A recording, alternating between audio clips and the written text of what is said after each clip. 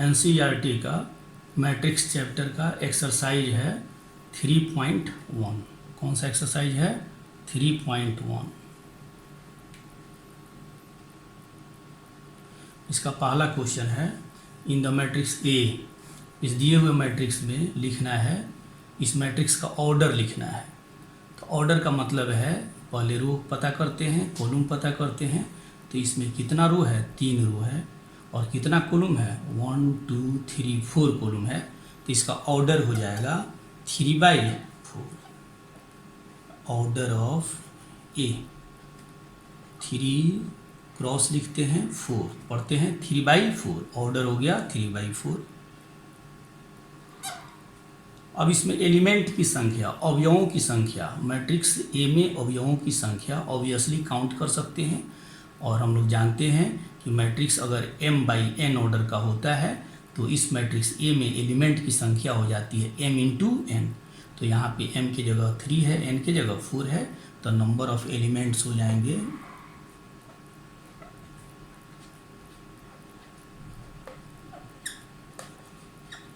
अवयवों की संख्या 3 × 4 = 12। अब कह रहा है राइट द एलिमेंट्स A13। पढ़ते हैं A13। A13 का मतलब है मैट्रिक्स ए का वह एलिमेंट जो फर्स्ट रो और थर्ड कॉलम में हो। तो फर्स्ट रो ये हुआ और तीसरा कॉलम ये हुआ। इसका पॉइंट ऑफ इंटरसेक्शन पर कौन बैठा हुआ है? 19। तो ये हो जाता है A13 = 19। A13 पढ़ते हैं, A13 मत पढ़िएगा। फिर यहाँ पर कह रहा है A21। A21 का मीनिंग हो गया मैट्रिक्स ए का वह एलिमेंट जो सेकेंड रो में है। तो सेकेंड रो ये हुआ। और फिर फर्स्ट कॉलम, तो फर्स्ट कॉलम, तो सेकेंड रो और फर्स्ट कॉलम का पॉइंट ऑफ इंटरसेक्शन पे कौन सा एलिमेंट बैठा हुआ है? 35 है, 35 है। उसके बाद A33 मैट्रिक्स ए का वह एलिमेंट जो थर्ड रो में है, थर्ड कॉलम में है। तो थर्ड रो ये हुआ, थर्ड कॉलम ये हुआ। इसके पॉइंट ऑफ इंटरसेक्शन कटान बिंदु पर कौन बैठा हुआ है? -5।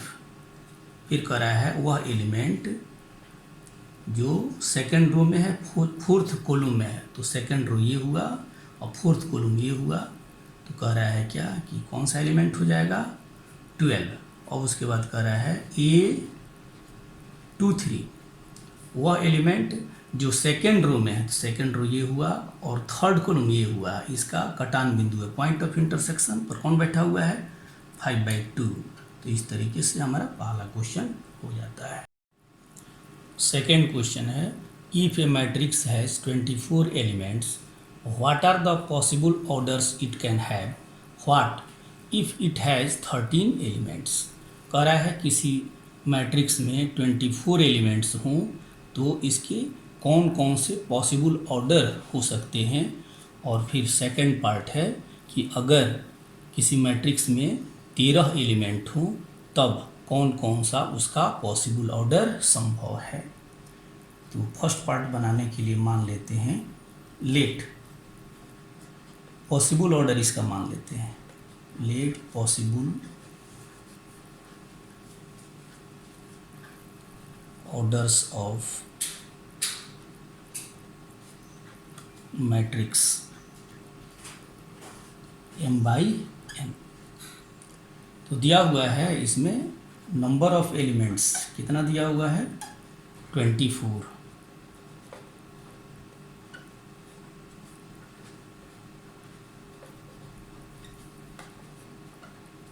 Number of elements = 24। तो number of element m/n order वाले मैट्रिक्स में हो जाएगा m×n = 24। अब यहाँ m और n पर कंडीशन है कि m और n दोनों क्या होंगे? नेचुरल नंबर होंगे। तो m और n का पॉसिबल वैल्यू पहले निकाल लीजिए। तो यहाँ स्थिति बन जाती है m और n का प्रोडक्ट 24 है। तो m1 अगर होगा तो n कितना होगा? 24। सेकेंड, अगर m को हम 24 लिखते हैं तो n का वैल्यू क्या होगा? 1 होगा। यहाँ m की पॉसिबिलिटी हो सकती है 2, तो n का वैल्यू क्या हो जाएगा, 12 हो जाएगा। चौथा होगा m का वैल्यू अगर 12 होगा तो n का वैल्यू क्या होगा, 2। m अगर 3 होगा तो n क्या होगा, 8 होगा। 3 इंटू 8 दैट इज 24। अगर m 8 के बराबर ले लें तो n इज इक्वल टू क्या हो जाएगा, 3।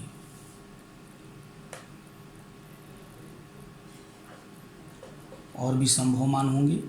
m का वैल्यू अगर 4 ले लें तो n का वैल्यू क्या हो जाएगा, 6।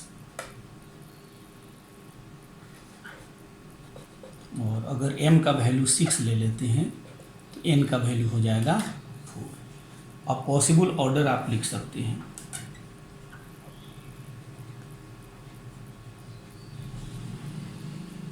पॉसिबल ऑर्डर फर्स्ट हो जाएगा m बाई n, तो 1/24। सेकेंड हो जाएगा 24/1। तीसरा हो जाएगा 2/12। चौथा हो जाएगा 12/2। पांचवा हो जाता है 3/8। छठा हो जाता है 8/3। सातवां हो जाएगा 4/6। और आठवां हो जाएगा 6/4। अब इसका सेकेंड पार्ट है कि अगर 13 एलिमेंट हों तब पॉसिबल ऑर्डर क्या होंगे। ठीक है, पॉसिबल ऑर्डर क्या होंगे, तो इसका सेकेंड पार्ट हम लोग इधर देख लें।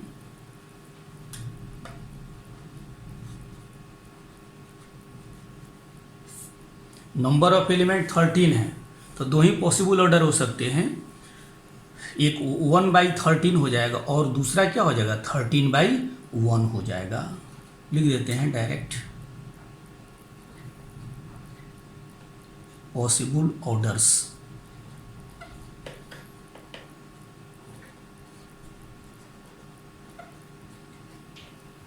Of matrix. फर्स्ट हो जाएगा 1/13। सेकेंड कितना हो जाएगा, 13/1। इसके अलावा और कोई भी पॉसिबल ऑर्डर नहीं होगा, क्योंकि यहाँ पर m इंटू n का वैल्यू 13 के बराबर है और m और n दोनों नेचुरल नंबर होना चाहिए। तो 1 और 13 के अलावा और कोई दूसरा पेयर प्राप्त नहीं होता है। चौथा क्वेश्चन है, construct A 2/2 matrix Aij whose elements are given by Aij is equal to I plus j का होल स्क्वायर अपॉन 2। एक स्क्वायर मैट्रिक्स 2/2 ऑर्डर का स्क्वायर मैट्रिक्स बनाना है जिसके एलिमेंट इस कंडीशन के मुताबिक प्राप्त किए जाते हैं।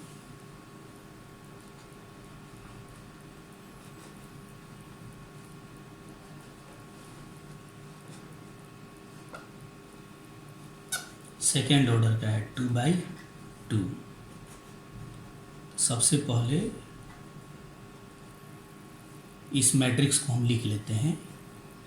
दो रो है, दो कॉलम है, तो E11 first row first column, first row second column, second row first column, second row second column. ये मैट्रिक्स हो गया। अब कह रहा है कि इसके एलिमेंट इस कंडीशन के मुताबिक प्राप्त किए जाते हैं। इसका एलिमेंट दिया हुआ है, वह एलिमेंट जो ith रो और jth कॉलम में है I plus j square upon 2 के बराबर है। तो इसे A11 निकाल लेंगे, A12 निकाल लेंगे, A21 A22 निकाल लेंगे। तो यहाँ से हम निकालते हैं A11। I की जगह पर 1 रखेंगे, j की जगह पर 1 रखेंगे अपॉन 2। 2 square 4/2 that is 2। फिर करा है A12 आई की जगह 1 रखा, जे की जगह 2 रखा बाई 2, इसका स्क्वायर बाई 2 क्या हो जाएगा 9/2। फिर इस एलिमेंट को हम निकालते हैं, A21 निकाल लेते हैं। A21 तो आई की जगह 2 रखा, जे की जगह 1 रखा, स्क्वायर अपॉन 2 कितना हो जाएगा 9/2। A22 इस एलिमेंट को निकालते हैं, आई की जगह 2 है, जे की जगह 2 है, square upon 2 4 square 16/2 that is 8।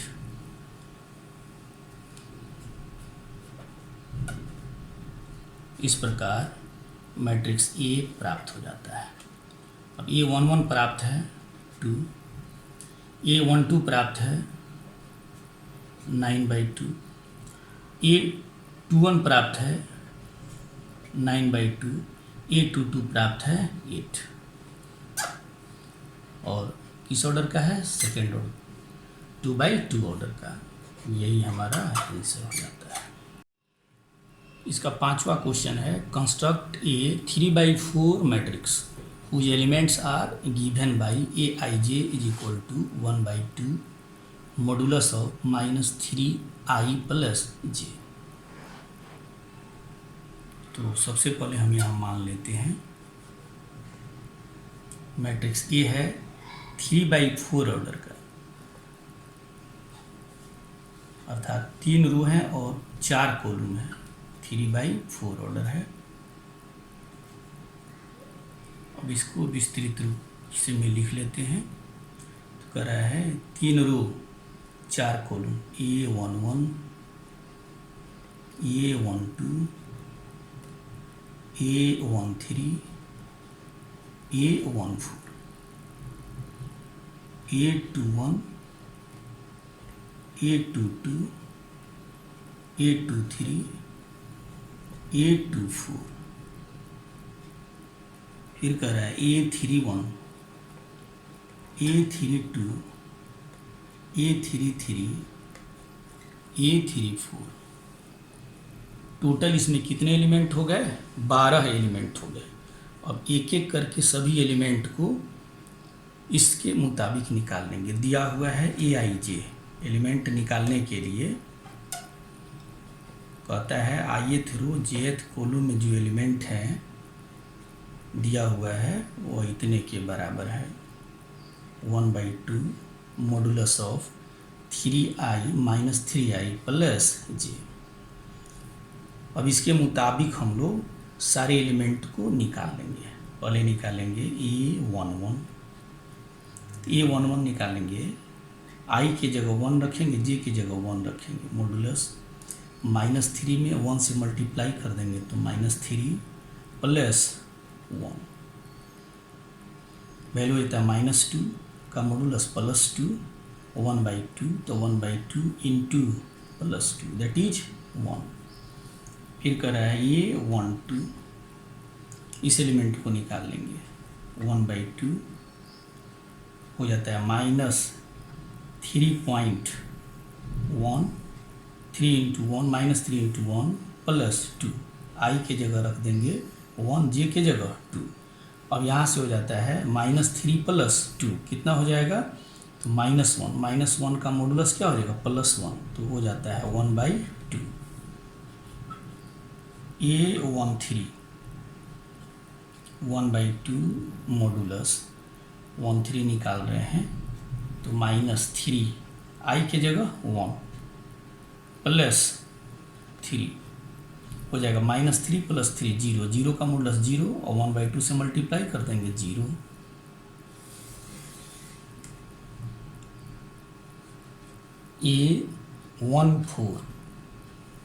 A14 प्राप्त होगा 1/2 मॉडुलस -3 इंटू आई के जगह 1 जे की जगह 4 हो जाता है 4 -3 1 1 का मॉडुलस 1 1/2 हो जाएगा।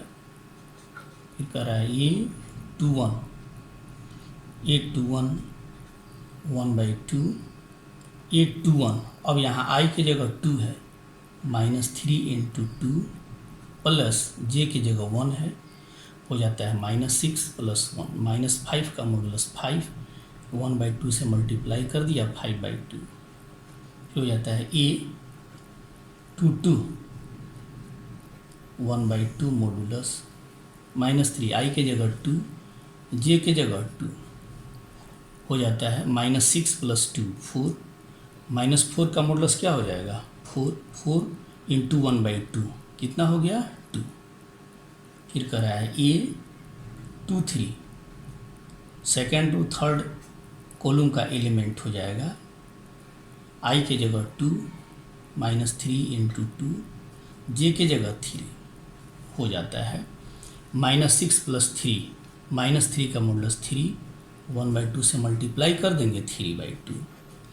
फिर ये है A24 1/2, I की जगह 2 है, -3 × 2, J की जगह 4 है, हो जाता है -6 + 4 -2 का मॉडुलस 2 × 1/2 दैट इज 1। फिर हो जाता है A31 1/2, I की जगह कितना है 3 है, -3 × 3 प्लस J की जगह 1 है, वैल्यू हो जाता है -9 + 1 -8 का मॉडुलस 8 × 1/2 दैट इज 4। A32 हो जाता है 1/2, I की जगह 3 है, -3 × 3, J की जगह 2 है, हो जाएगा -9 + 2 -7 का मॉडुलस 7, 1/2 से मल्टीप्लाई कर देंगे तो 7/2। A33 हो जाता है 1/2 मॉडुलस -3 × 3 प्लस 3, -9 + 3 -6 का मॉडुलस 6/2 दैट इज 3। अब A34 हो जाएगा 1/2, I की जगह 3 है तो I की जगह 3 रखा, J की जगह 4 रखा, वैल्यू हो जाता है 1/2 × -5 का मॉडुलस 5, हो जाएगा 5/2। अब इस प्रकार सभी 12 एलिमेंट को हम प्राप्त कर लिए और तब हम लिख सकते हैं मैट्रिक्स A को। A11 तो A11 है 1, A12 है 1/2, A13 है 0, A14 है 1/2, A21 है 5/2, A22 है 2, A23 है 3/2, A24 है 1, A31 है 4, A32 है 7/2, A33 है 3 और A34 है 5/2। और इसका ऑर्डर हो जाता है, कौन सा ऑर्डर है 3/4 ऑर्डर का मैट्रिक्स प्राप्त हो जाता है। यही हो जाता है हमारा क्वेश्चन नंबर 5। क्वेश्चन नंबर 6 में 3 क्वेश्चंस हैं, फर्स्ट सेकेंड एंड थर्ड। पहला क्वेश्चन है, दो मैट्रिक्स आपस में बराबर दिए हुए हैं तो XYZ का वैल्यू प्राप्त करना है। 4 3 X5 दोनों स्क्वायर मैट्रिक्स यहाँ पर हैं, YZ 1 5। दो मैट्रिक्स आपस में बराबर होते हैं तो उनके कोरेस्पॉन्डिंग एलिमेंट आपस में बराबर हो जाएंगे, तो हो जाएगा 4 = Y, X = 1 और 3 = Z। 5 के बराबर है, कोरेस्पॉन्डिंग एलिमेंट को बराबर कर देते हैं तो X का वैल्यू कितना हो जाएगा 1, Y का वैल्यू हो जाएगा 4 और 3 = Z अर्थात Z = 3। सेकेंड क्वेश्चन है,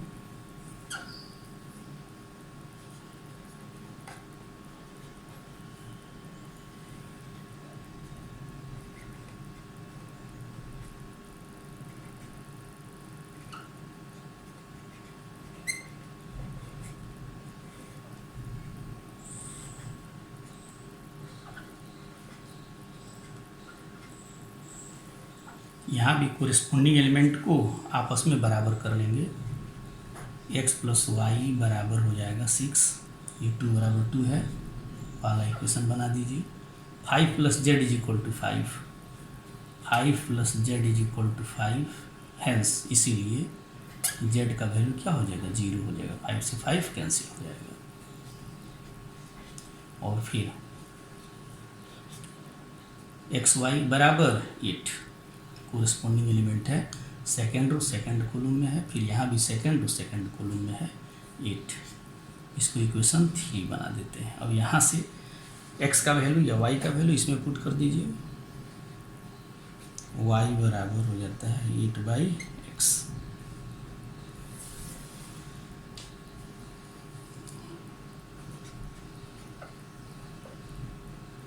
इक्वेशन 1 से x प्लस यहाँ y का वैल्यू निकाले हैं, वहाँ रख दीजिए 8/x। इस वैल्यू को यहाँ पुट कर दिया इज इक्वल टू 6।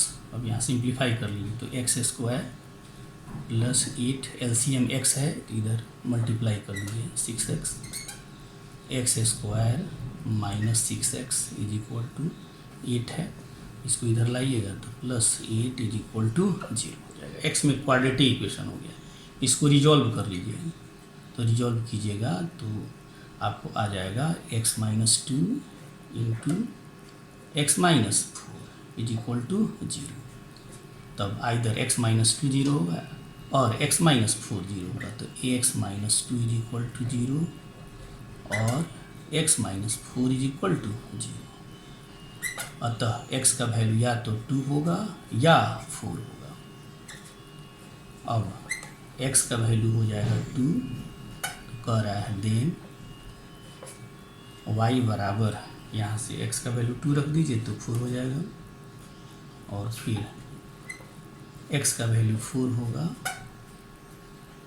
तब y का वैल्यू कितना हो जाएगा, 2 हो जाएगा।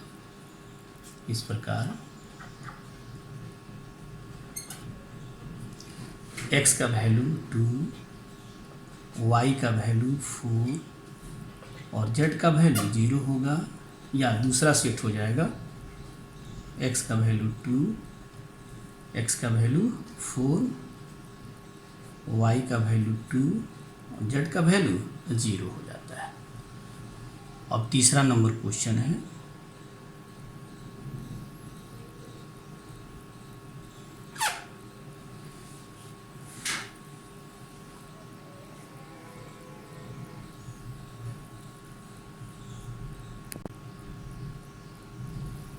तीसरा नंबर क्वेश्चन है x plus y plus z, x plus z y plus z matrix बराबर है 9 5 7। फिर इसमें भी कोरिस्पोंडिंग एलिमेंट को बराबर कर दीजिए। x plus y plus z is equal to 9, equation 1 कर दीजिए। x plus z is equal to 5, equation 2 कर दीजिए। y plus z is equal to 7, equation 3 कर दीजिए। अब एक में से समीकरण 1 में से समीकरण 2 को सब्ट्रैक्ट कीजिएगा तो हम यहाँ से प्राप्त करेंगे। इसमें से इसको सब्ट्रैक्ट कर लीजिए, x x कैंसिल, z से z कैंसिल, y बच जाएगा, y इज इक्वल टू क्या हो जाएगा 4। फिर इक्वेशन 1 में से 3 को सब्ट्रैक्ट कर लीजिए, y से y कैंसिल, z से z कैंसिल, तो x बराबर हो जाएगा 9 माइनस 7 दैट इज 2। और फिर x और y का वैल्यू रख दीजिए यहाँ पर, z का वैल्यू निकल जाएगा, या x का वैल्यू इक्वेशन 2 में रख दीजिए। From 2 z is equal to 5 minus x, 5 minus 2 that is 3। और तब इस प्रकार बस x का वैल्यू कितना हो जाएगा, x का वैल्यू हो जाएगा 2, y का वैल्यू हो जाएगा 4 और z का वैल्यू हो जाएगा 3। 7th नंबर क्वेश्चन है, find the values of a b c and d from the equation this. दिए गए समीकरण से ए बी सी डी का वैल्यू ज्ञात करना है, दिया हुआ है।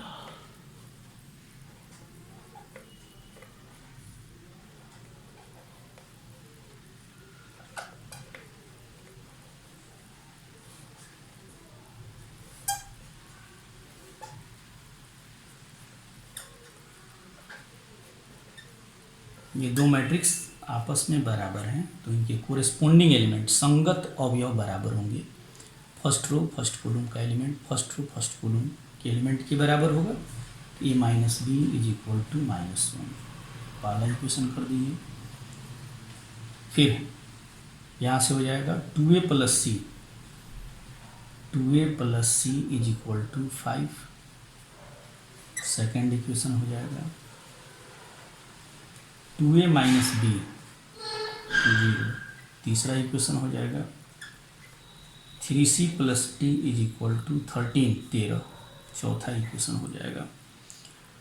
अब यहाँ समीकरण 1 और 3 देख रहे हैं, ए और बी में दो साइमल्टेनियस युगपत समीकरण हैं। अब समीकरण 3 में से समीकरण 1 को सब्ट्रैक्ट कर लीजिए, तो 2a में से a को घटाइएगा, ए माइनस बी में से माइनस बी को घटा लीजिएगा तो 0 कैंसिल हो जाएगा। और फिर यहाँ 0 में से -1 को सब्ट्रैक्ट कीजिएगा तो क्या हो जाएगा, +1 बच जाएगा। ठीक है ना, a का वैल्यू कितना हो जाता है, 1 हो जाता है। अब यहाँ इस a का वैल्यू समीकरण 1 में रखकर b का वैल्यू निकाल लीजिए। ठीक है, फ्रॉम 1 b का वैल्यू हो जाता है a प्लस 1, a का वैल्यू यहाँ से रख दीजिए 1 प्लस 1 दैट इज 2। फिर a का वैल्यू समीकरण 2 में रख दीजिए इक्वेशन 2 से, c इज इक्वल टू हो जाएगा 5 माइनस 2a, 5 माइनस 2, a का वैल्यू 1 तो 2 इंटू 1 दैट इज 2, 3 हो जाता है। चौथा समीकरण से b का वैल्यू हो जाता है 13 माइनस 3c, 13 माइनस 3c का value 3, 3 into 3 9, 13 minus 9 that is 4। इस प्रकार a का वैल्यू हो जाता है 1, b का वैल्यू 2, c का वैल्यू 3 और d का वैल्यू 4। 8वां क्वेश्चन है, मैट्रिक्स Aij m/n ऑर्डर का स्क्वायर मैट्रिक्स कब होगा, जब mn से छोटा है, mn से बड़ा है, mn के बराबर है और इनमें से कोई नहीं। ये स्क्वायर मैट्रिक्स वर्ग अवयव तब होता है जब इसमें रो की संख्या और कॉलम की संख्या बराबर हो जाती है। तो इसका आंसर हो जाएगा m बराबर m, आंसर हो जाएगा m बराबर m। 9 नंबर क्वेश्चन है, ये दोनों मैट्रिक्स अगर आपस में बराबर हो जाएं तो x और y का वैल्यू क्या होगा, इस 4 ऑप्शन में कौन सा सही ऑप्शन होगा। ये दोनों मैट्रिक्स अगर बराबर होते हैं तो हम लिखते हैं 3x plus 7 is equal to 0, corresponding element आपस में बराबर हो जाएगा और तब यहाँ से हम x का वैल्यू प्राप्त कर लेंगे -7/3। और फिर यहाँ x में एक यहाँ पर एलिमेंट दिया हुआ है 2 माइनस 3x और यहाँ 4 है, कोरेस्पोंडिंग एलिमेंट आपस में यहाँ से बराबर करें तो 2 minus 3x is equal to 4 और तब यहाँ पे x का वैल्यू प्राप्त हो जाता है। 3x इधर आएगा और फिर 4 इधर आकर के घटेगा तो यहाँ से हम निकालेंगे तो हो जाएगा -2/3। तो यहाँ से हम यह देख रहे हैं क्या कि x के दो डिफरेंट वैल्यू प्राप्त हो रहे हैं। तो दो डिफरेंट वैल्यू, अगर x का वैल्यू यहाँ पर इस वैल्यू को रखें -7/3 तो ये तो 0 के बराबर हो जाएगा, लेकिन यहाँ पर इस मान को रखने पर ये 4 के बराबर नहीं हो पाएगा। तो इस तरीके से ये दोनों मैट्रिक्स आपस में बराबर नहीं हो पाएंगे। तो y का वैल्यू रखते हैं, y + 1 = 8 तो y का वैल्यू हो जाएगा 7। फिर यहाँ से y का वैल्यू भी हो जाएगा 7। तो y का वैल्यू तो यहाँ पर इसको सही बनाएगा, लेकिन x का जो दो मान जो दोनों डिफरेंट है कह रहा है कि यह दोनों मैट्रिक्स को आपस में बराबर नहीं बनाएगा, इसीलिए हम यहाँ आंसर हो जाता है B, not possible to find. तो आंसर हो जाता है बी। यहाँ x का दो डिफरेंट वैल्यू है, इसी के चलते यहाँ से वैल्यू हो जाएगा B, not possible to find. Question number 10 है the number of all possible matrices of order 3/3 with each entry 0 और 1 इज 27, 18, 81, 512। कह रहा है क्या कि ऐसे कितने मैट्रिक्स संभव हो सकते हैं 3/3 ऑर्डर वाले, जबकि उनका प्रत्येक एंट्री प्रविष्टि अर्थात अवयव 0 हो या 1 हो।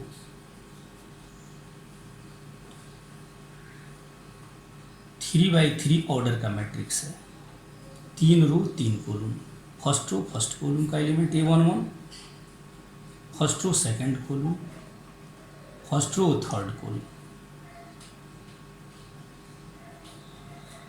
Second row first column, A22, A23, A31, A32, A33। तो यहाँ पे कह रहा है कि A11 की जगह पर हम क्या रख सकते हैं, या तो 0 रखेंगे या तो 1 रखेंगे। तो A11 की जगह पर या तो 0 रखा जा सकता है या 1 रखा जा सकता है। तो A11 की जगह पर रखने का काम, पहला काम, तो इस पहले काम को कितने तरीके से करेंगे, 2 तरीके से, या तो 0 रखकर या तो 1 रख करके। इसको लिखना है तो ऐसे लिख सकते हैं, बिना लिखे हुए बनाया जा सकता है। A11 में बी या तो 0 होगा या 1 होगा, और इस काम को कितने तरीके से करेंगे, 2 तरीके से करेंगे। सिमिलरली उसी तरीके से A12 के जगह पर या तो 0 रखेंगे या 1 रखेंगे, तो इस काम को भी कितने तरीके से करेंगे, 2 तरीके से करेंगे। तो इसको भी हम कितने तरीके से, या तो 0 रखेंगे या तो 1 रखेंगे, 2 तरीके से करेंगे। फिर A13 के जगह पर या तो 0 रखेंगे या 1 रखेंगे, तो A13 के जगह पर भी हम 0 या 1 रखेंगे। तो इस काम को भी, तीसरे काम को भी कितने तरीके से करेंगे, 2 तरीके से करेंगे। अब कह रहा है A21 की जगह इस काम को भी कितने तरीके से करेंगे, 2 तरीके से करेंगे। इस जगह पर भी या तो 0 रखेंगे या 1, ठीक है। A22 की जगह पर या तो 0 रखेंगे या 1 रखेंगे, तो इस काम को भी कितने तरीके से किया, 2 तरीके से किया।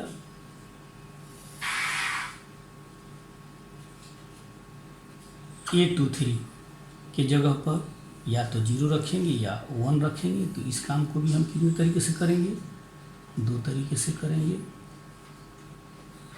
फिर उसी तरीके से A31 को भी या तो 0 रखेंगे या 1 रखेंगे।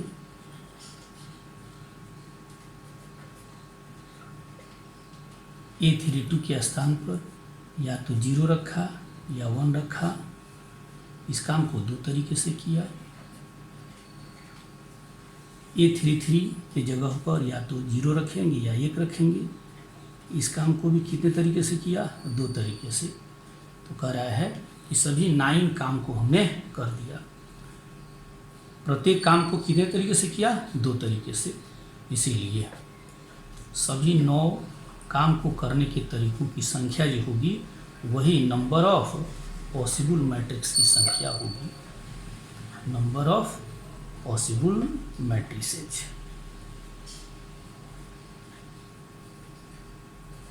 पहला काम 2 तरीके से, दूसरा काम 2 तरीके से, तीसरा काम 2 तरीके से, और उसी तरीके से 9वां काम भी 2 तरीके से करेंगे। 9 बार लिख करके गुना हो रहा है, कितनी बार मल्टीप्लाई कर रहे हैं, 9 टाइम्स मल्टीप्लाई कर रहे हैं, गुना कर रहे हैं। और 2 को 9 बार मल्टीप्लाई करेंगे तो क्या आ जाएगा, 512। तो इसका आंसर क्या हो जाएगा, आंसर हो जाएगा डी।